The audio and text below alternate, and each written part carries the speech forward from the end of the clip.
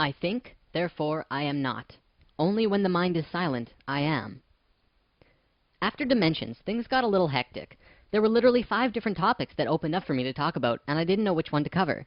Fortunately, I had this one saved on the back burner, so while I figure out which order to do these next ones in, we can talk about meditation.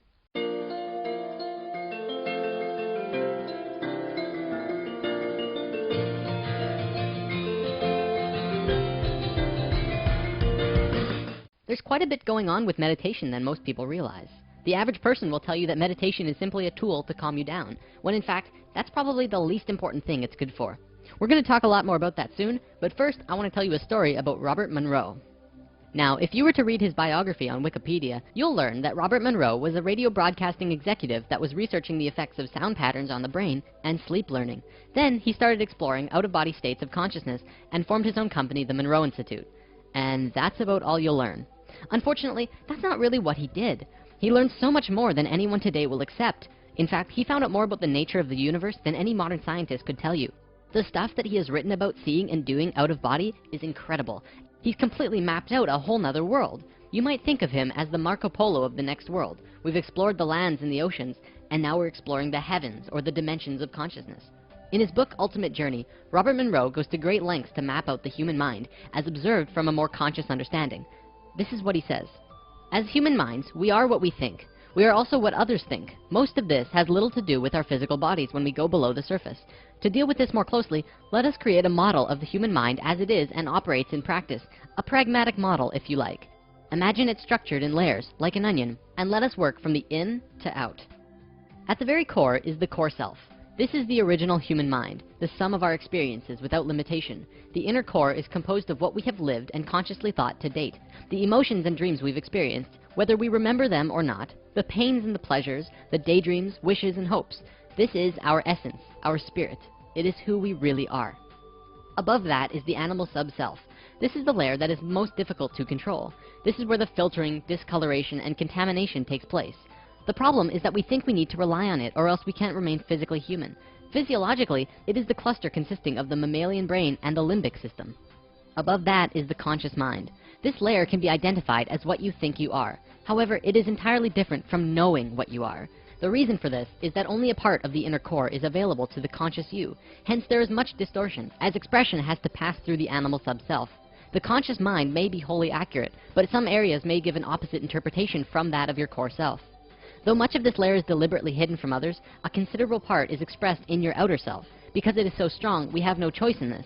This layer is also complicated by belief systems. For many of us, the complexity becomes a maze. It is no surprise that most of us don't find a clear way out. The next outward layer is the human mind external. This is what we think others think of us. This is a grand mixture because part of it is intuitive, non-verbal communication, which gets confused with what our sensory and analytical perception tells us. This layer is constantly changing with new experience and new perception. It is also controlled heavily by cultural context. We develop these artificial and synthetic drives of motivations, which most often leads to mental and physical dysfunction.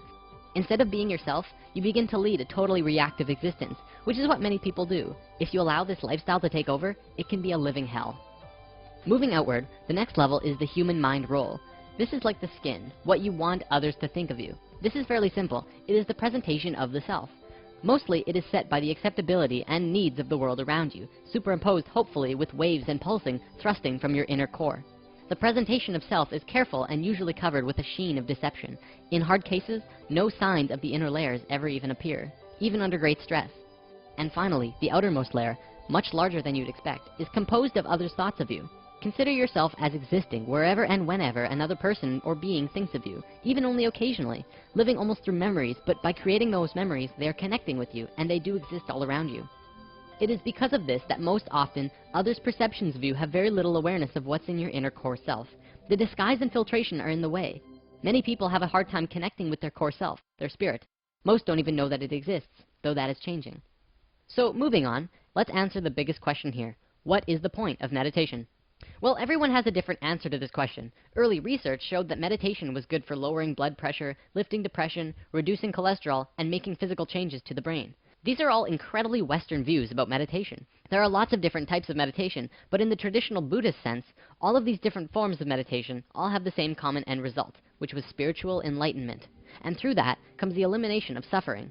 This elimination comes with the understanding of a unity consciousness, which we talked about in Lesson 4, realizing the oneness of all things.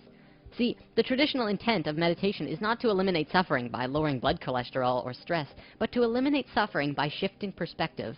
Meditation teaches you to turn your attention away from the mundane physical and personal experiences of the world, where problems seem significant, and turn to experience life through a broader, more interconnected perspective, being one with everything. The process transcends and changes our sense of self, so that our problems seem less meaningful and less troubling. The point is not to reduce the physical cause of discomfort through improved health, but to change the importance we place on that discomfort. Maybe it's time to revisit that quote from the beginning. I think, therefore I am not. Only when the mind is silent, I am. When the mind is silent, you can connect fully with the core self, the spirit, going beyond the conscious mind and the animal sub-self, and being in the I am. We haven't really talked about things for you to do since Lesson 3, where we went over the steps to animal communication. So now I'm going to teach you a very basic meditation that you yourself can do.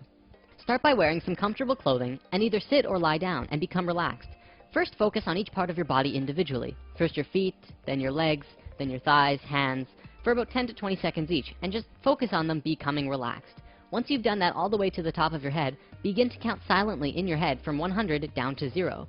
Take your time, it's not a race. If any stray thoughts come into your head, simply ignore them and keep counting. Try not to get distracted. Once you've reached 0, restart the count from 30, and count from 30 down to 0 again. After you've done this a second time, sit in the aura of silence that you've just created for yourself. By this time, your mind should be at peace, and you might even have an experience. Don't expect anything though. Just allow whatever happens to happen. Be in the I am. You'll know when you're ready to finish the session. If you're going to take this seriously, I recommend that you practice on a daily basis. 10 minutes a night even, it's all you need, unless you want to do it more. However, the amount and duration is totally up to you. If meditation isn't what you're looking for, don't feel obliged to start. Finally, let's talk about binaural beats. Binaural beats were first developed by Robert Monroe at the Monroe Institute in experiments to induce different states of consciousness and out-of-body experiences. They are essentially audio tracks that place a single tone in each ear, slightly different from the other, which actually creates a third tone in your head. One ear goes, woo, and the other tone goes, woo, and in your head, you hear, woo, woo, woo, woo, woo, woo, woo, woo. It's pretty cool. What this does, in effect, is actually change your brain frequency, putting you in a different mental state. If you Google it, you can find HemiSync, which stands for Hemisphere Synchronization. This is the Monroe Institute's brand of binaural beats, which is very professional, and they have both guided and free-flow meditations that will help you get into different states. The other brand I want to talk about is iDozer, who are a separate company. They don't focus on guided meditations, but they're more interested in the effects. iDozer has tons of different audio tracks that put you in a range of mental places, from LSD effects to chakra boosting to astral projection. There's a reason they call it digital drugs. I know what you're thinking. Does it work? Absolutely. Does it work if you don't know how to meditate? Not so much. If a regular Joe decided to try it out while listening to these tones without any meditational background, it probably wouldn't work so well. You have to be good at getting into a deep meditational state before you start using these tones. If you're serious about trying these and experiencing these effects, it's almost crucial that you learn to meditate on your own first. Get really good at it. A final word of advice. If you are really serious about getting into meditation, join a class. When it comes to meditation, personal guidance from a trained and experienced instructor is paramount. It will accelerate your progress tenfold, and you will shoot up to a very high level in no time. And that's all I have for today. Happy meditating!